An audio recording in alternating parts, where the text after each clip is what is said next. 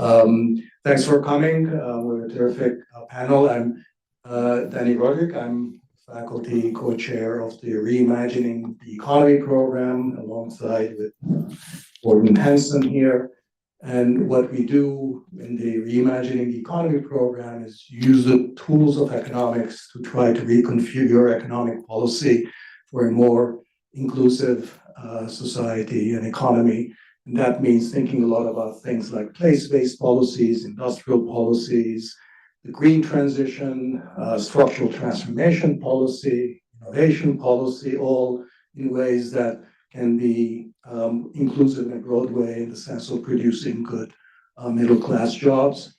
And we realize that economics needs a lot of help from other disciplines. Often economists are viewed as kind of allies of the status quo and tools of the vested interests. And so we, from the get-go, we've tried to make our program an interdisciplinary one where we draw on the resources and the knowledge and skills of political scientists, legal scholars, sociologists, organizational behavior experts, and public administration specialists. And in that spirit, one of our flagship events is this annual panel that we hold. This is the fourth in a series. We started back in 2022 with conversation between Daniel Allen and Ed Glazer. And next year in 2023, we had a conversation between Michael Sandel and Raj Chetty. And the next year, it was last year, we had a conversation on Has Economics Failed Us between Amy Kapczynski and Sam Bowles. And this year, we're focusing on this extremely important topic of rebuilding state capacity for inclusive economic transformation.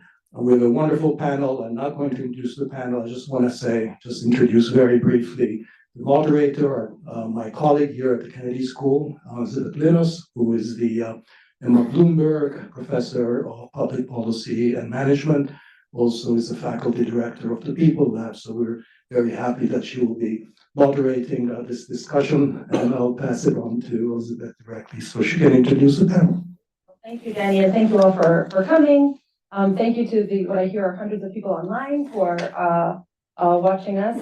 I'm so excited to be moderating this panel with two leaders that all of you know well, both from their work in research and in practice. I thought I'd skip formal bios because I bet everyone in this room has read at least one of their books.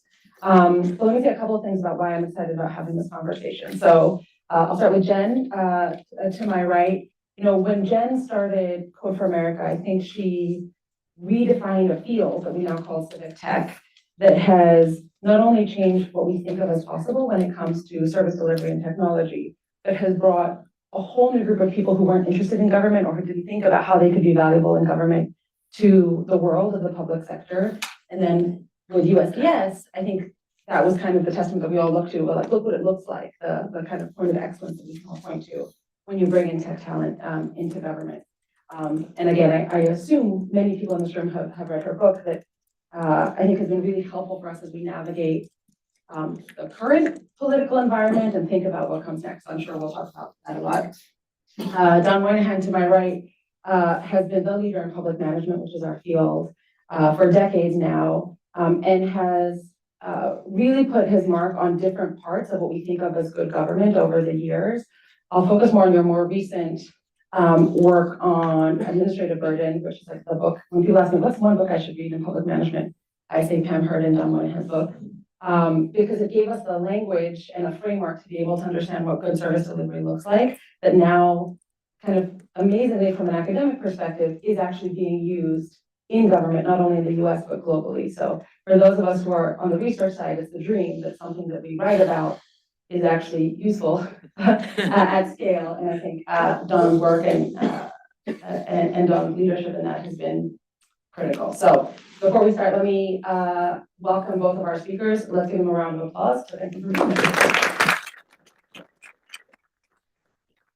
Okay, now the difficult stuff. So, you know, one thing we talk about at the People Lab a lot is If you care about any social challenge, whether that's transportation or housing or inequality, there's no way of solving that social challenge if you don't invest in kind of the functions of the public sector, the pillars that make a functioning public sector happen.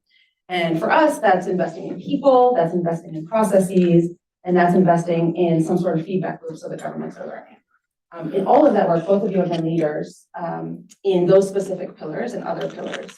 So I'd like us to start by having you say one thing that you've been proud of, or you've built something, or you've contributed to some fundamental pillar of a functioning public sector. And then also give us a sense of what you're worried about as we think about state capacity in the US over the next decade, where you think there's a risk that we're losing capacity in that pillar. And we can start with Dan. Thank you so much. Thanks to all of you who've come out here in the December afternoon, and to those of you who are on the line who are joining us. In terms of what I am proud of, and this is sort of an invitation to brag, so I'm going to take Elizabeth up on that. I think has been the work on administrative burden. And so I want to think out loud about what that means. So Pam and I worked on this concept from probably about 2010. She's a sociologist. I'm a public administration scholar. And it arose from personal conversations we had about the interactions that we had with government. So I'm an immigrant from Ireland.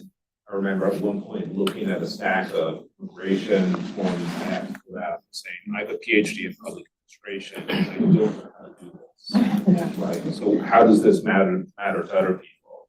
Pam and I are married. We have a child with a disability. Negotiating the interactions with government to get access to resources was the sort of overwhelming challenge for us.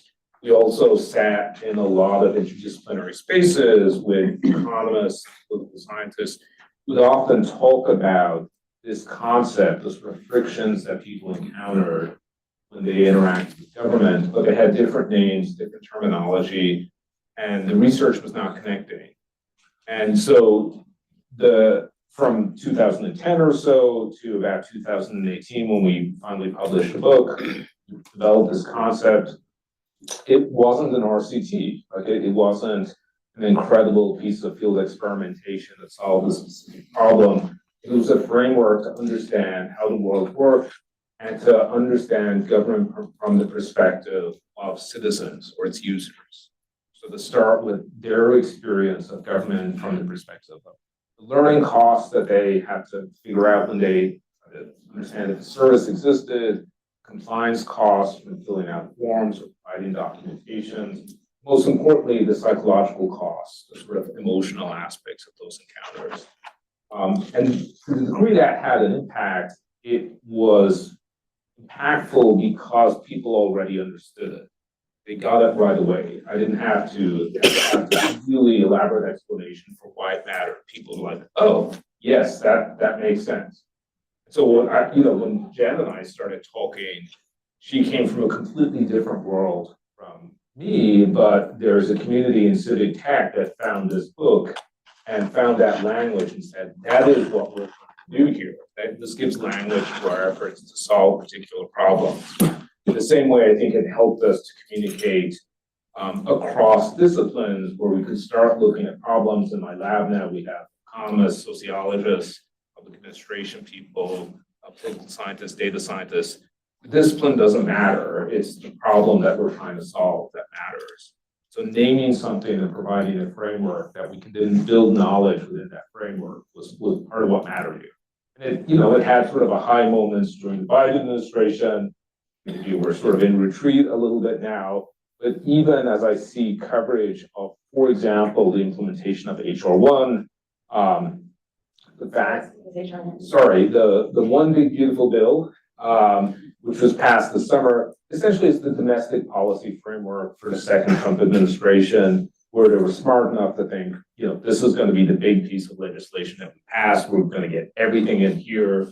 This is going to be the biggest change in the social safety net since welfare reform in the mid-1990s, probably even bigger. It's going to fundamentally change Medicaid and SNAP. the fact that reporters were talking about the implementation of this bill and using the language of administrative burdens was, to me, it felt like a victory, like that we made more legible part of people's experiences of government in the way that previous government was not. So that's what I'm most proud of. The thing I'm most worried about is last year, I think you were at this, I gave the presidential talk at the Association of Public Policy and Management, and I had the right to talk before the election, then I had to give the talk after the election.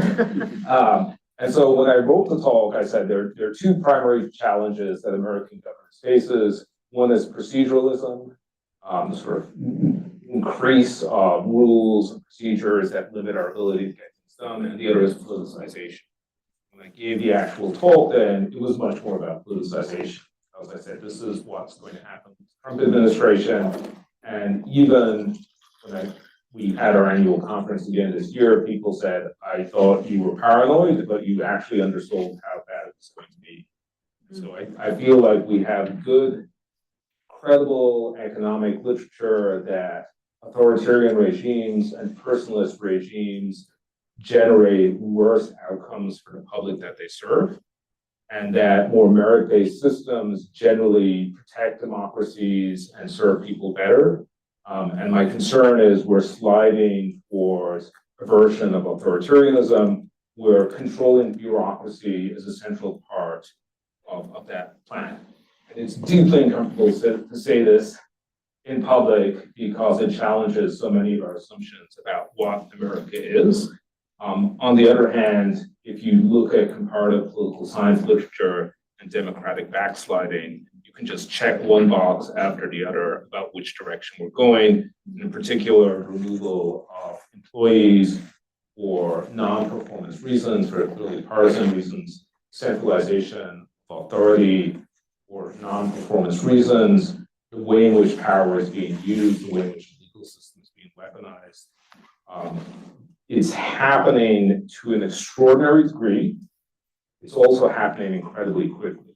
I read a piece in The Guardian yesterday where we were talking to dissidents in places like Turkey or Hungary or other countries. And one theme that emerged from that discussion was the thing that, say, Erdogan was able to do in Turkey after 15 years, Trump has done in the first 100 days. I didn't want to start this conversation on the partisan tone. It's not intended to be partisan, but it does feel like the way in which bureaucracy and the attacks on the traditional public sector have been a central part of that are going to frame our future discussions of what is possible with state capacity. Where there are problems that genuinely need to be solved, it's going to be conflated with this broader attack on bureaucracy. Yeah. I think one thing that we can come back to from what you said is, what are those pillars that maybe they were invisible to the general public that are now very, very visible of the bureaucracy and why that matters. Jen, let me turn it to you for what you're most proud of and what you're worried about in terms of capacity creation and capacity backsliding. Also really glad to be here, thank you. And I will just echo, your book was incredibly important to us to give a name to something. And I think I would probably put some of my wins in that category of just naming things and giving it language. But I want to give a shout out to one of the great names that came out of my book, because it came from Dana Chisnell, who's in the back. I talked about the concept of policy vomit, and that's her language. And she was actually talking about it in the context of some of the forms at USCIS that you were so frustrated with as an immigrant, and she was working on making them better and turning them from something that was just, the policy vomited into forms, essentially, into something that was thoughtfully designed around the needs of the users. I take no credit for that other than talking my editor into leaving it in the book, where he was like, "Are you sure you want that in there?" I guess, and obviously it came from someone else, by the way, which I just think had an impact, was there's a little thing in the book about mechanicals versus intellectuals. And I have so many people who come up to me after the book and say, I am a mechanical and I'm proud of it. And it has to do with the, sort of false divide between policy and implementation. But I guess the more concrete thing I feel like I kind of gave a name to recently, again, not really my language and probably didn't choose the right language, but I put this blog post up about 2 years ago about the product model for building government technology. And it like went, I mean, as viral as one gets in our like weird nerdy circles. And just giving some language to like what it means to build to create government technology in a project model, which is essentially a legacy model, versus when you do it as a product, and how a true product aligns a set of things. It's not just about, better engineers or even better designers and user research, but it's about how it is funded, what authorities that people have, how it is, really hugely how it is staffed, how it's, the metrics of success, how it's overseen. And started, I think that has been really, I've seen it be very useful in driving conversations about what concrete tactical things actually need to change if we are going to build durable products that aren't just like a static thing you bought from a vendor, but a capability that the government has to continue to deliver services in a dynamic environment. Yeah, thank you. I think it is really important, and both of your kind of opening remarks point to how much government has actually changed in the past decade because of work like yours, other people in the room. I'm going to remember policy vomit now. But the purpose of today, so I'm going to push us on, is to think about what we're going to do next. So the title says rebuilding state capacity. Yeah. So we've learned a lot over the past few years. We've tried a lot of systems. So, one thing that at least in theory came out of the Doge experiment was that it brought forward capacity challenges that I think all of us in the room, and certainly you all had talked about before. So what does it mean to bring in talent into government? What does it mean to bring in young talent into government? How should we streamline back-end data infrastructure? This is a community of policy nerds, so I know there's a lot of people in the room who thought that was going to be our solution to the one-stop shop, for example. How do we reimagine efficiency in government at all? Given how that went, what lessons would you draw from kind of the Doge approach, and what should we be remembering as we think about what it looks like to rebuild? I'll start with that because I didn't quite answer the second half of your question about what I'm worried about. And this might be a slightly spicy take, but I feel like we're jumping very quickly to the notion that things need to be rebuilt. I do subscribe to what Don said about norms being broken and from there, but one of the quote unquote promises of Doge was, put very crudely, this chainsaw of regulations, right? Which most people think of as sort of reducing the government's ability to constrain private sector actors and their external, negative externalities in society. But a lot of civil servants actually were like, okay, you are going to take a sledgehammer or a chainsaw or a scalpel. I mean, everybody had their metaphor. It was like battle of the metaphors. To the things that constrain me from being able to serve the public, I actually will take a little bit of that, please. And we didn't get it. And we are still a hugely over-proceduralized bureaucracy at the state, local, and federal level. I worked on the unemployment insurance crisis during the pandemic, and everybody blames COBOL for the large backlogs that every state delivered. The COBOL was fine, folks. The COBOL was chugging out checks. It was when you couldn't get something into the COBOL pipeline that it went in the backlog and somebody didn't get paid. Speaking of, economic inclusive economic transformation, The problem was not the COBOL. The problem was that in at least one state, I happen to know the number, it's 7,119 pages of active regulations covering unemployment insurance. Until we do something about that, we will not have an unemployment insurance system that is scalable and flexible and robust, that can deliver 10, suddenly overnight, deliver 10x the number of claims. It's just, it will not be that way. We have done almost none of that work.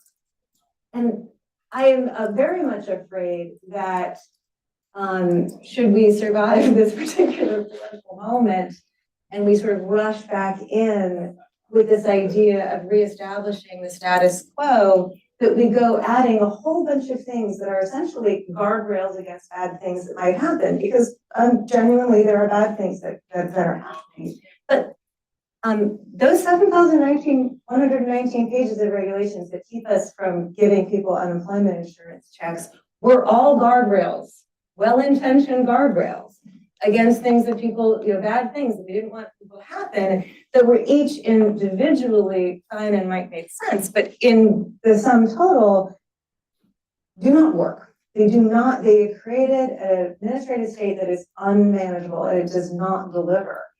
And I know it's very nuanced, but I think we need to really think about, in a certain sense, if I could be provocative about it, further dismantling of the administrative state in the service of state capacity before we rush to the metaphor of rebuilding, even though there are certainly things that absolutely need rebuilding. Yeah. So I think one thing I'm hearing from you is, if it were just as simple as like, let's bring in some kids that have data skills and link the data systems, it would have been solved and that was the wrong problem, or it wasn't dealing with like the fundamental problem. You say we need to dismantle more of that administrative, I don't know what to call it. I don't want to say bureaucracy, whatever that is, those 7,000 procedural accretion, essentially. Procedural accretion. This is going to be a great day for metaphors. Don, how would you respond to that? I think today it's hard to look back and remember how much potential goodwill there was for Doge. Mm-hmm. Right. So Jen and I were both quoted in the Washington Post by piece Willa Ormus ran right before the administration started, where we were asked to give the best case and worst case scenarios. And we both said, here's how you could imagine this working very well. And so there was a case where a lot of people were actually willing to cheer on what the idea of Doge. My view is it's been largely a disaster. And I think there are some lessons from that disaster we can take about governance. We're at the moment where we're talking a lot about delegation. Right? So we're having this broader conversation between Supreme Court arguments about who delegates to who, how much power the presidency should have. Trump is a president who has claimed extraordinary presidential power to the person of the president. That's basically unitary executive theory, and then delegates a lot of that power because it's disinterested in most of the details of governing, with the exception where it involves coverage of or some organization that's involved.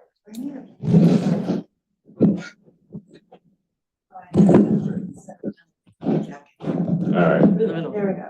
Okay. I want people to be over there.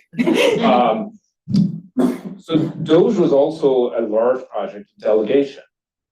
Right, so Elon Musk got extraordinary power for about 6 months, where he had officials in every agency. He got access to the payment system, to the data system, and he was able to close agencies, get rid of tons of contracts, in a way that I think probably maybe some good came of that, mostly very destructive.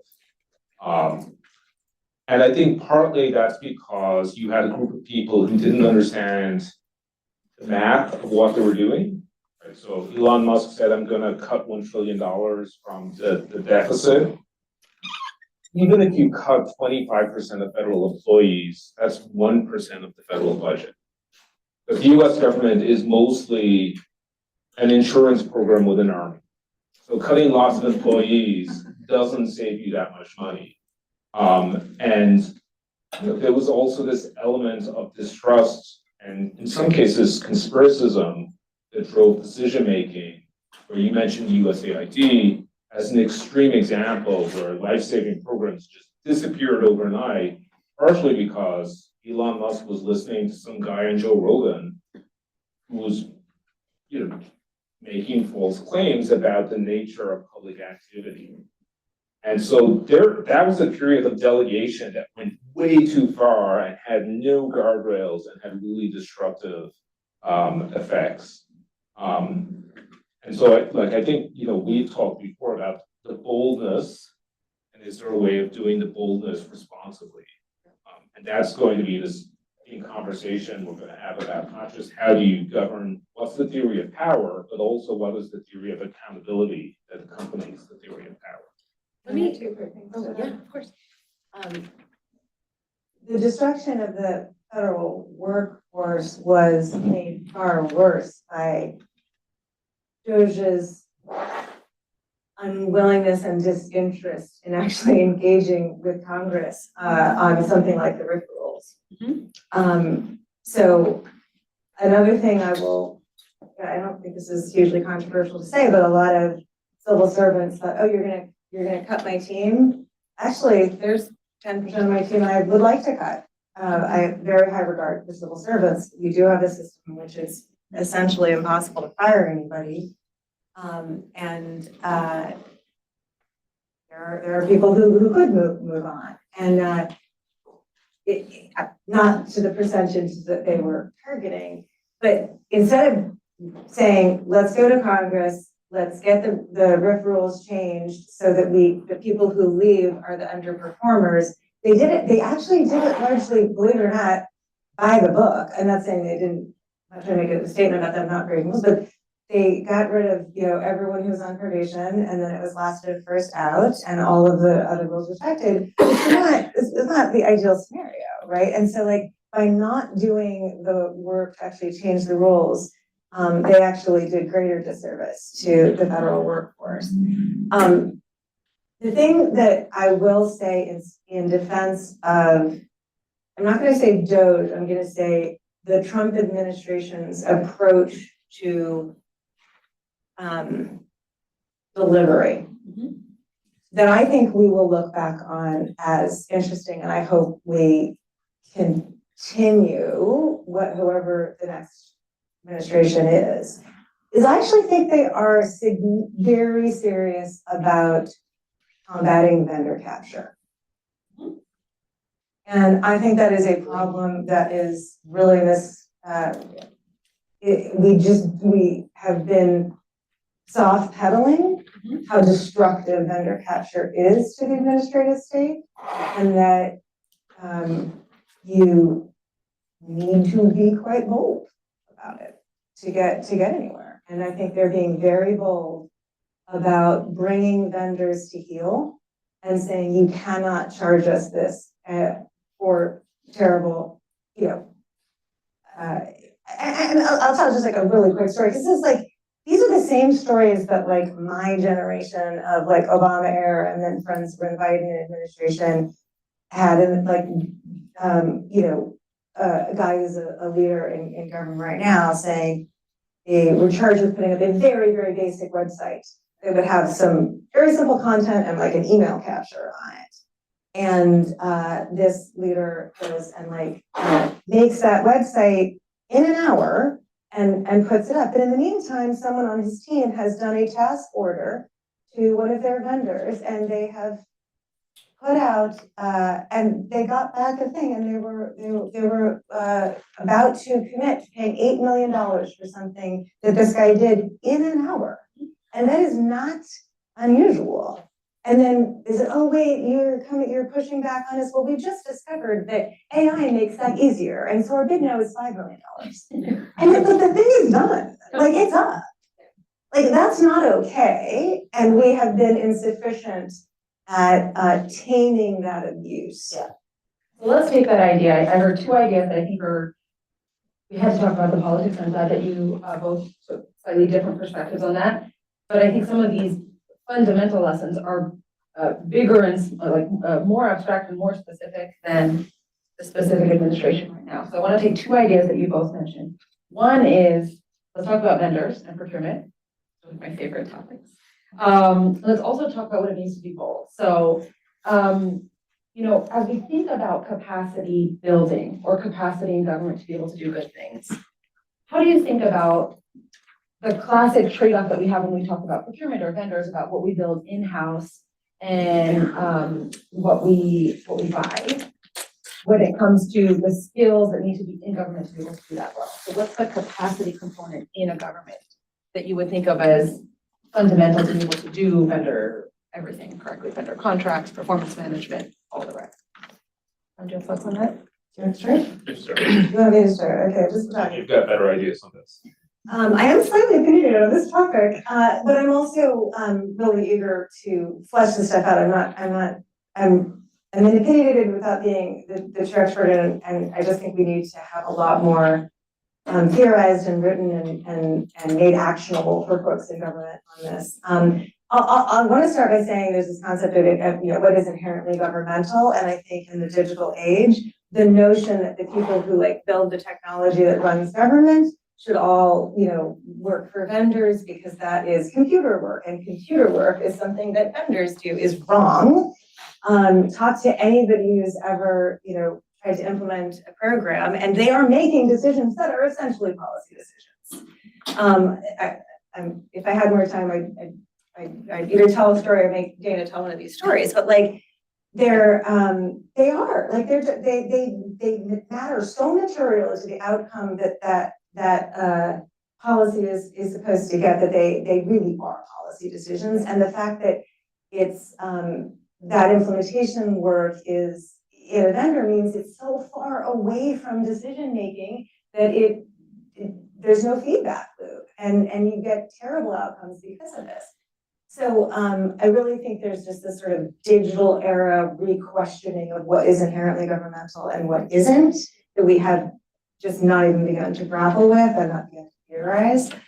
In terms of what you need in-house, again, much more should be written about this, but I'll push again that paper that I started talking about that I wrote with Anne Lewis that we published in the Niskanen Center, that just defines the product model and talks about what needs to be aligned, the staffing, the decision-making authorities, the budgeting, the oversight, the success measures, the oversight. All of those things have to happen in-house, right? All those things that are sort of named in the paper. Can you then hire a contractor to deliver on that? Sure. But you have to have a product owner and product management that is making a decision about what actually is getting built in-house. And I know I'm talking just in the sense of government technology here, but I do believe that this extends to other domains. When we talk about the difference between project management and product management in government, the basic line is project management is the art of getting stuff done. And in a government that is full of requirements, and the basic idea about how you do anything is do the most thorough possible development of your requirements. There will be a lot to do, but product management is the art of deciding what to do. And so often we don't have anybody in-house whose job it is to decide what the product looks like, what it's going to do, what it's going to do first, and what you might add later. But there's something in the part of the product vision, whose needs are we trying to meet here? What is important? How should we be judging this as successful or not?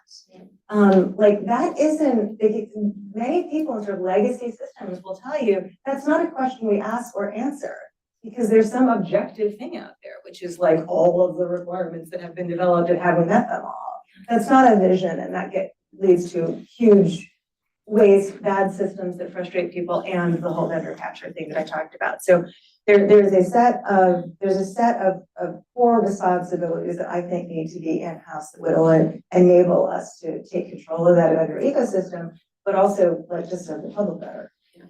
And Jen's right that even though you're talking about it with examples from technology, the same thing applies for service delivery. In fact, most of the services that are delivered by the public are delivered by non-public servants, whether it's in homelessness services or otherwise. So the same model applies.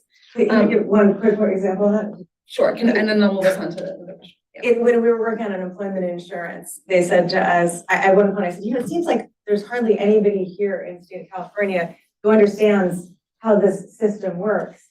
And they said, oh yeah, there is not a single California employee who understands this from beginning to end. Yeah. Sorry. Just on that point, the metaphor of make or buy implies that there is a product on a shelf that you can purchase and bring home and it fulfills your needs. And that is just a wrong metaphor for capacity. When to change a product, you have to own it. You have to understand it.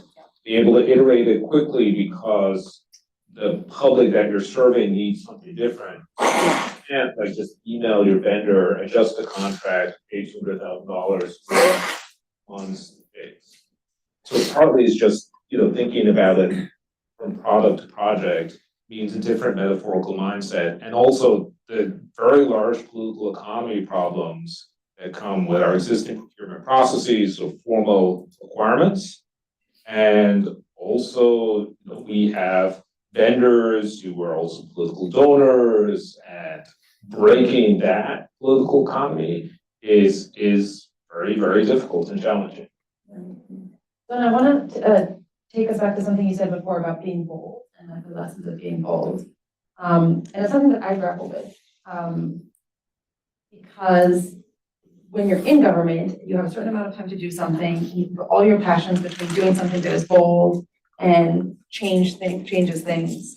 And then sometimes we've seen that happen in ways that are really kind of remarkable. So I was wondering if you could tell us a little bit about we talked about procurement. Now we're going to go to my second favorite topic, which is direct file, and talk a little bit about what it means to have built something that is new and different and bold, and how we should think about the challenges of sustainability when governments change if you're trying to change a whole system. With something bold. What lesson should we take from something like that? And she's asking me this because she knows I'm working on a case study of direct file. If you're unfamiliar with direct file, this was an effort by IRS to build in-house a direct tax filing product that you could use for free. So normally you might use TurboTax to pay your taxes and pay 30 or 40 bucks for that. In most other countries, similar to the US, it's more typical that you can just send your information directly to the government. In some countries, they will tell you, here's what we think your tax bill is. You can click yes, or you can disagree and send more detailed information. We spend a lot of time on tax reporting, and we spend a lot of money on it. So it was an effort to solve that problem. And arose from the Inflation Reduction Act, where there was some language within that act that encouraged IRS to set up a pilot, which then Secretary Yellen approved to make it permanent in its second year, and it was in the early months of the Trump administration. From interviewing people who worked on NDOT projects, they were doing a lot of what Jen talked about in the sort of moving to a more project model. Like they built a team within the IRS, which was former US digital service people, 18F people, some private vendors working with Code for America on the outside, but they control the product.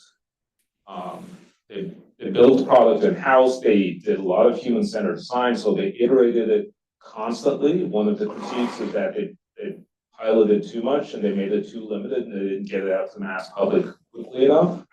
But they were very concerned about also not having a healthcare.gov type failure, where they launched big, failed quickly. They wanted to launch small, iterate, and improve. And so they were doing all of the things right. People who used the product loved it. It didn't reach a large population, but that was partly because IRS just didn't advertise the product this year. And now that team is mostly gone, mostly does not exist within government. And so partly thinking about that as a state capacity problem, I think the product is a form of state capacity. The thing that allows citizens to file for free also is intended to expand the tax filing pool to get low-income earners into tax reporting systems.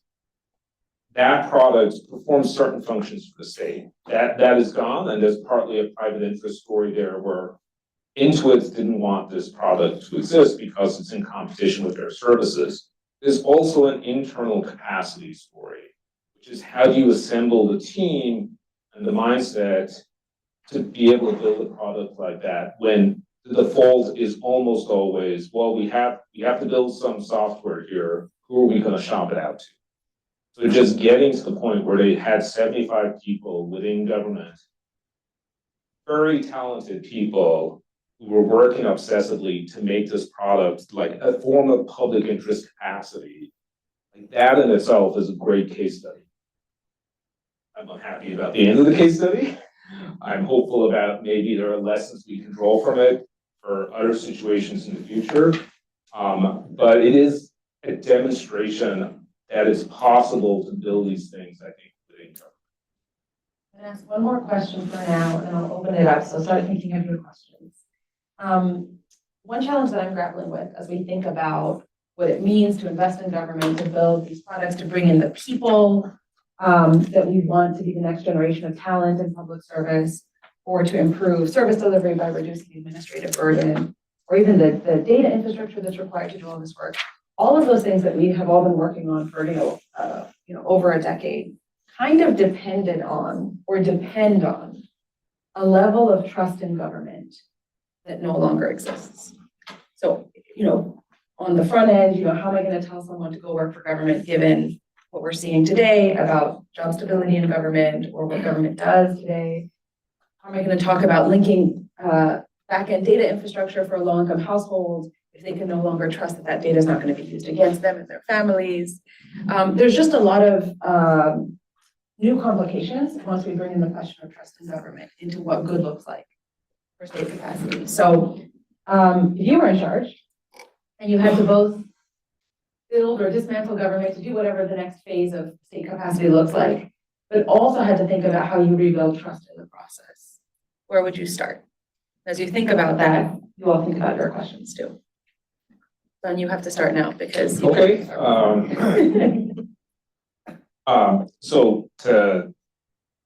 So I don't have an answer to that question. I mean, I think so I have one data point. Trust in government has increased over the last year. How many of you are surprised by that finding? By like a tiny bit. By a tiny bit, right? Cool. So the straightforward thermostatic explanation is that Republicans have lower trust in government when there's a Democrat in charge, then Democrats have lower trust in government when there's a Republican in charge. So Democratic trust in government has dropped, but Republican trust in government has increased by enough to offset that loss. And what that tells you is that a lot of trust in government is partly partisan. It's partly who's sitting in the White House. And so this is partly why I think trust in government in that abstract level is not a very useful barometer. Trust in your experience when you went to VA or with citizenship, USCIS, or with the post office, I believe that more because that is about your experience. And so we should be focusing more on those trust in specific experiences, trust in local government, where you actually have an ability to connect your experience to what the mayor is doing. But I think trust in government at this very broad level is really difficult to respond to. I also think, trust is about process and accountability too. And I think this is sort of like a little bit of a tension between my perspective and Jen's. It's like we're against proceduralism in the abstract, but then what does that mean in practice? Right? Because in general, one reason why we have so much procedures over time is because the public has a taste for this stuff. They like having transparency, or they like having inspector generals. They like having at least the sense that it's difficult for crooks to steal their data. And so they support policymakers who will promise to add those values into government, and then the formalization of those values also ends up constraining government to an extraordinary degree. And that's part of like, the inherent difficulty of governing in the private sector or in the public sector relative to the private sector. But this again makes me go back to, we need not just the theory of power, we need a theory of accountability that accompanies that power, that is still responsible and responsive at the same time. I'll defend my anti-proceduralization stance with the point that I don't believe the right amount of procedure is no procedure.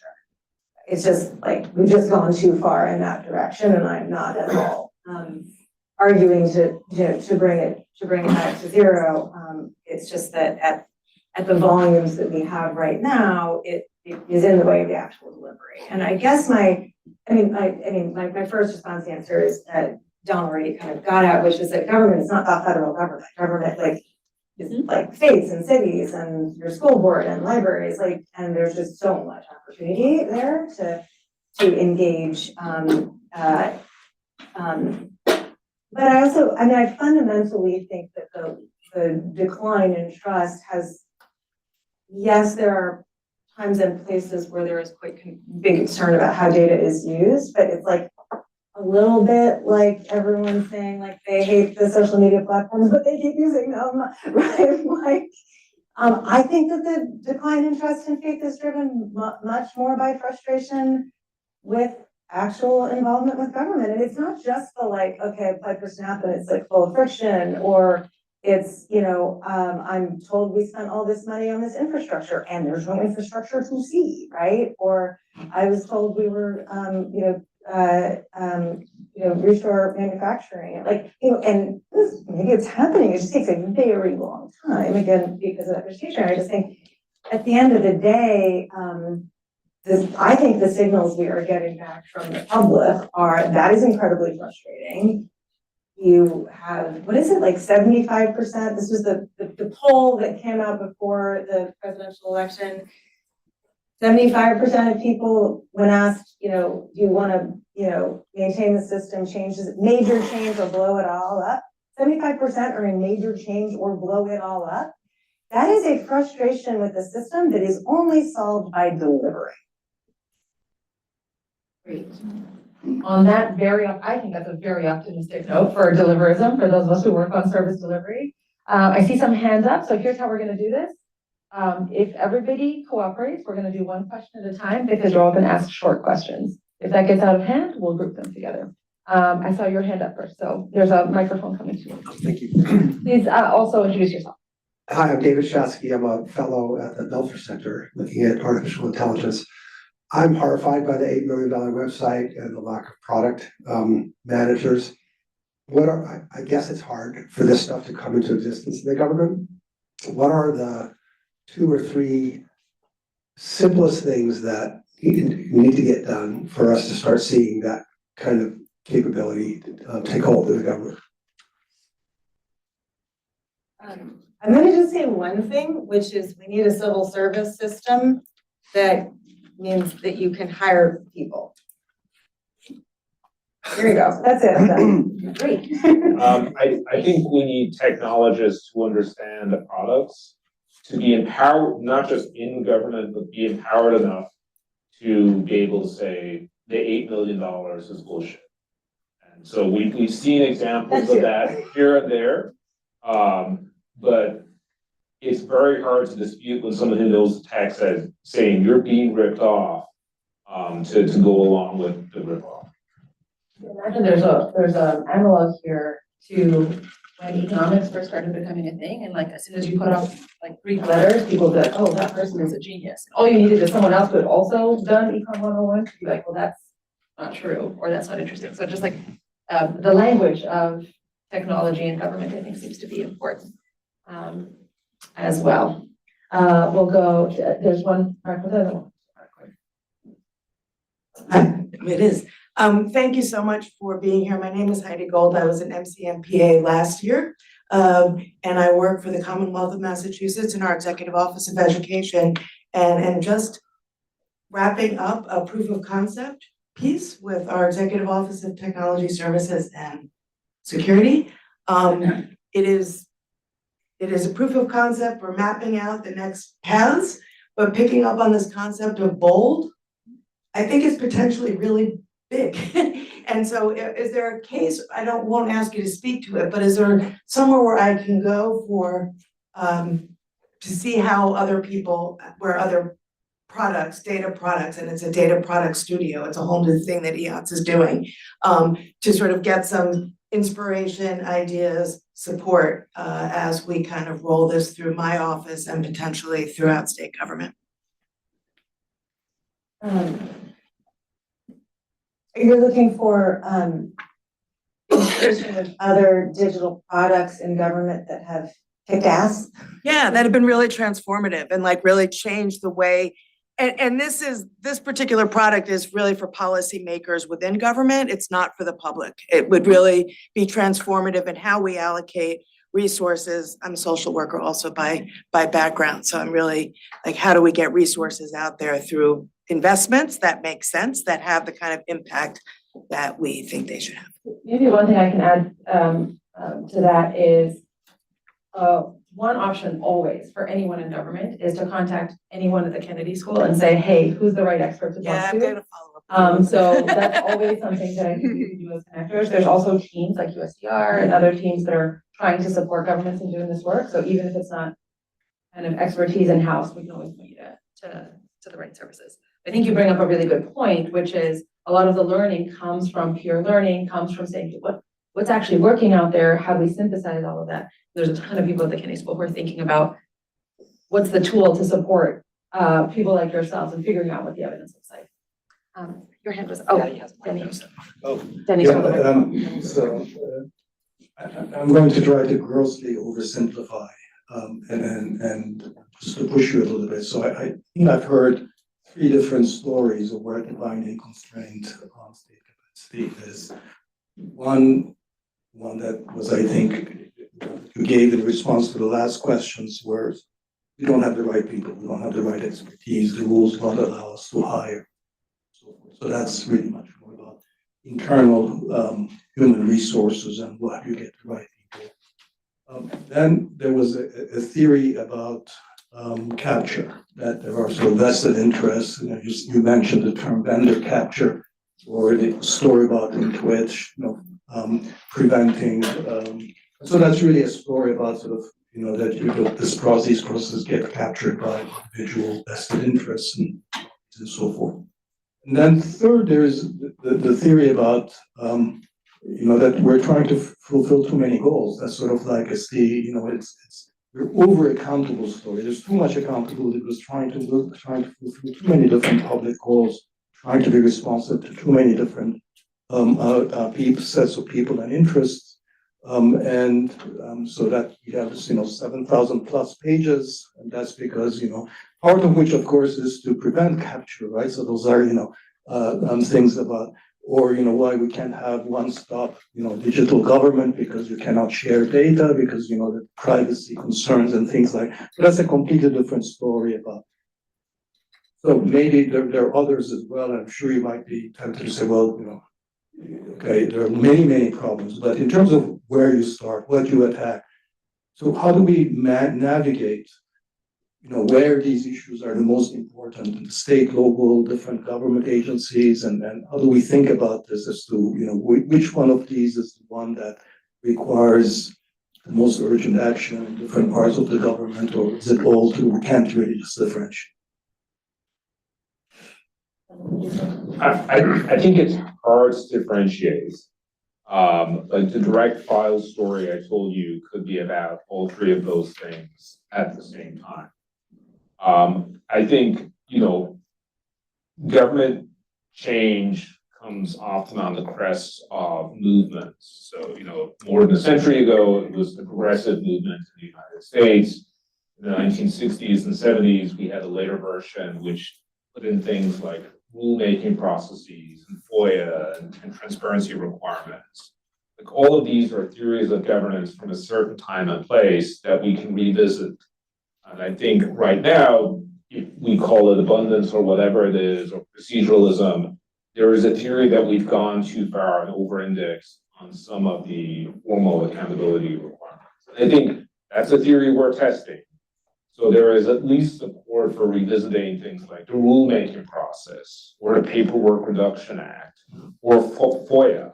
The primary use of FOIA email requests is from businesses trying to get a regulatory edge on government, either directly from the businesses themselves or from law firms representing businesses. So the theory that this was going to be a form of citizen empowerment, mostly not true. It does help some journalists, but mostly FOIA has been a boon for businesses. You could make the same argument about the rulemaking process. And so I think we're at a point where we can question some of these theories of accountability and say, did they deliver a more democratic response of government, or were they captured by the people we were trying to protect against? And so I think I would probably start there from a political economy perspective. As a public management scholar, I would prefer to do what Elizabeth does, which is focus on getting the right people in the right place and giving them power to make decisions.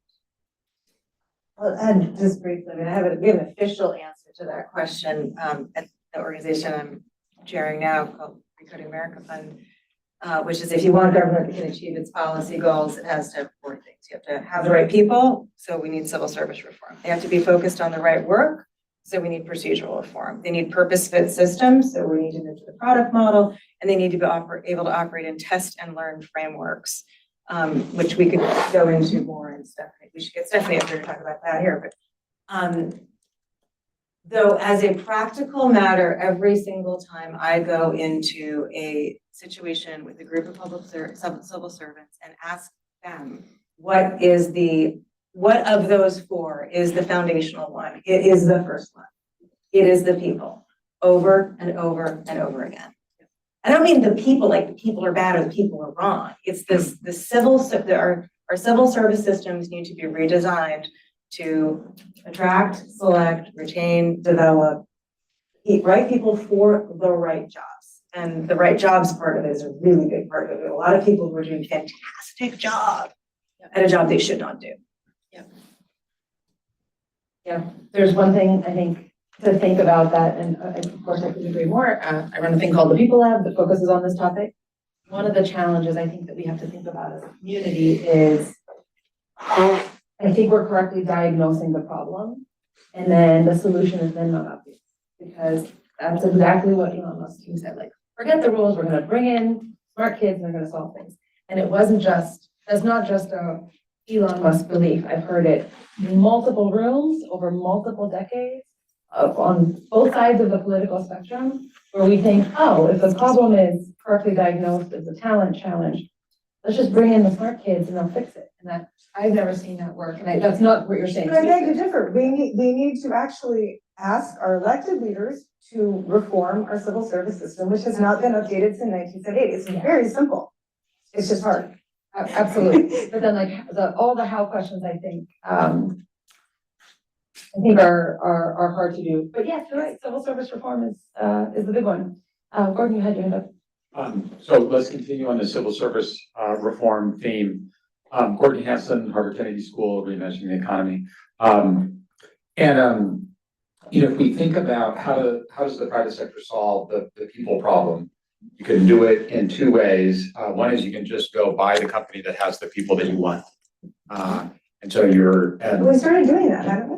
In government, just buying companies. Well, we're getting capital shares. It's not clear where the people aren't moving. And then the other with big organizations is that you can just, if you're big enough, then you can have an internal capital market that does a good job moving people around. And universities are fantastic examples of that. We hire staff who come in and do something. We find out, wow, they're really good. And then they'll just keep moving their way up throughout the university. That's one of the great things about getting a job at Google. One, whatever job you get is going to pay you more than everywhere else, but you have access to kind of one of the world's most lucrative internal labor markets. So as we think then about the ordering of reform and the things we want to accomplish, there is this need for mobility. And mobility inside the government and mobility from outside into government. So where do you, if you're sequencing things, I don't know if your idea is that you build momentum and so it's just, we're gonna go all in on major reform. Alternatively, picking things off that would then address the most acute challenges. What would be then that first thing? Is mobility the thing we would want to emphasize, or is there something else that would be kind of the first item of business? Jen, Dawn and I were in a meeting today talking about if you were to speak to a governor who's willing to say, okay, I'm ready, I hear you, civil service reform, what's the big thing? And I was asked to make a list. I just want you to know that later you're going to get an email where the first thing on the list is actually mobility. So I agree with you, but that's the first thing on the list. But what do you guys think? The last civil service piece of legislation, the Civil Service Reform Act of 1978, envisaged the senior executive service as a cohort of senior managers who'd be like super managers and would move around agencies. That never really happens. And so if something was envisioned and it never really happens, it always makes me ask why. And I think mostly it's because we promote people based on technical expertise. Is that good or bad? I don't know. One of the things about government is that a lot of the work is very technical. Like a lot of what government does is science in many cases. And so maybe you do want to have those people at the top of the organization. I would probably favor hiring, like just getting good people in quickly. As some of you works with students who are trying to get into government, the year-long waits, the security background checks, it just creates the sense of discouragement. But it's also going to be hard to recruit people into government now if they're worried. What if 2 years down the line I'm probationary and the government fires me, or the next civil service is dead in 4 years' time? So it's sort of pointless to join. So I think that broader structure of security is not to be underestimated. Let me use my privilege as moderator to say, is there a student in the room that wants to ask a question? You always have to give students a few more seconds, so I'll wait. Oh, we got one. Oh. You kind of count as a student, that's good enough for me. My perspective is kind of more like, I feel like one thing that you guys haven't talked about is people who find the frictions to be a feature rather than a bug. Like conservatives that actually don't want the provisions to happen. And I feel like a lot of the regulations come from that side of things. So how do you deal with that? How do you think about that? Because I think a lot of times they act very cynically. They're like, oh, we just want to have transparency and prevent fraud, but really they just don't even believe in the product in the first place. The subtitle of the book, Administrative Burdens, is Policymaking by Other Means. One of the claims of the book is that quite often these frictions are weaponized deliberately to make programs dysfunctional. And in particular, conservatives have gotten good at that because they understand that it's a way to limit the scope of programs that they philosophically disagree with. And I would say the Big Beautiful Bill is policy making by other means on steroids. Work requirements, snap error rates, is putting more burdens both on administrators working in state government and on the clients that they are trying to serve. So we are going to see a wave of new administrative burdens and safety net because of that policy. And for very clear reasons, because that's what balanced the cost assessment of the bill. That's what allowed the tax cuts to be built into the bill. So that, I agree with the premise of your questions. So we're almost out of time.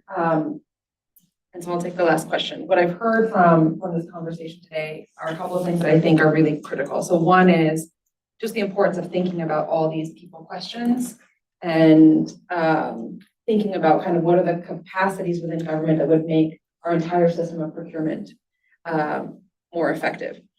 These are not traditionally the areas that are considered most fancy for people who are doing public policy work. But I certainly have been convinced by your arguments, Jen and Dante, that those are so fundamental to what it means to have an impact. You were already convinced. It's true, I was already convinced.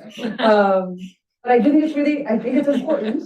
And if there's one thing I think that's come out of this period that we're all going through is just really surfacing these big questions about policy implementation, or like, how does government work and who are the people who work in government? So I appreciate both the differences in your perspectives on this and the parts that were very clearly a constant theme. With that in mind, what would you tell a master's student who is graduating from the Kennedy School, who really cares about making the biggest impact in the next 10 years? What are the skills that they would develop so they can be useful, and where should they go work?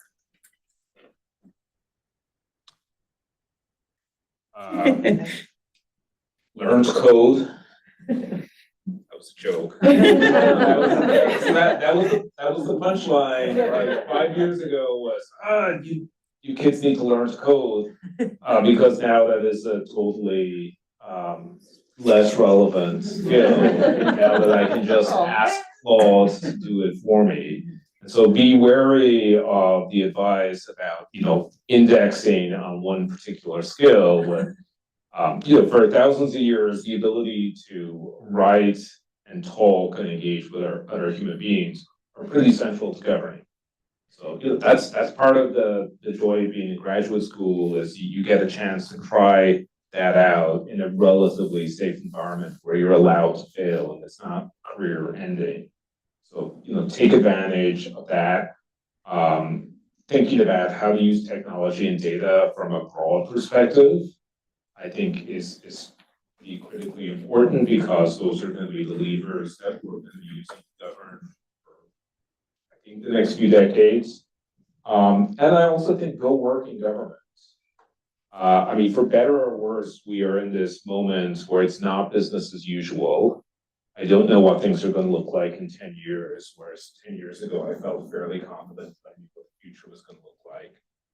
If you're in the game in this time period, you will have an ability to play some role in shaping that outcome, or at least have the knowledge to think about how to operate and succeed in that outcome. And so I feel like it's still, despite everything else that's going on, it's still good advice to say, go in there and get your hands dirty, do the work. You will learn a lot. I think if you're getting a degree in policy, mostly what you think is that you're going to come up with clever policy interventions that make people's lives better. If you go into government, what you will actually encounter is things like, you can't put that website in the cloud because the cloud doesn't fit in an evidence bag, or what someone's dealing with right now at IRS, which is we have to have 50,000 fax machines because it's the law that this information can only come into the IRS through a secure method, and fax is the only secure method.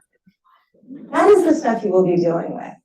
And you will be told that the thing that you want to do is illegal. I think that the skill that you need is a skill and a set of tools that are starting to emerge but don't really exist yet, which is to be able to figure out why the hell they're telling you that and to prove them wrong so you can do the thing in the public interest and actually get rid of some of the fax machines.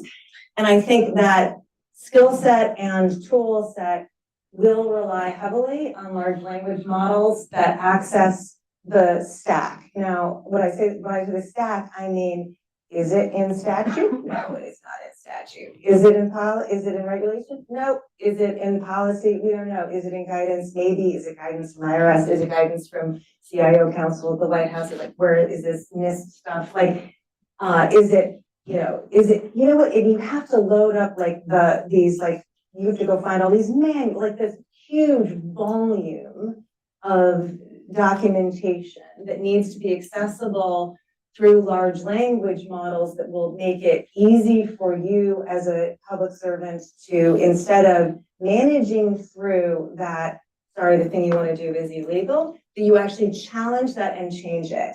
I think the job of people who are going to do public policy and public administration has been conceived of as managing the system that we have and potentially adding to it. And it needs to be changing the system we have, which primarily is going to be about subtracting from it.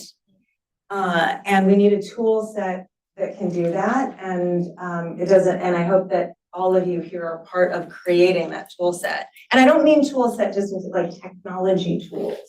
I mean, the large set, like practices and technology and access to access to the right documents to be able to confront and change the system into one that actually serves the public. We have two leaders here who have both challenged the system, who have changed the system, who have subtracted things instead of adding things. And so I'm so grateful for both of you for your time and for your expertise and for the work that you're doing. If we've learned anything today, it's that it is not easy work, but that it is possible. So thank you for being realistic with us and pragmatic, but also I think really optimistic about what happens next. So please join me in thanking our guests.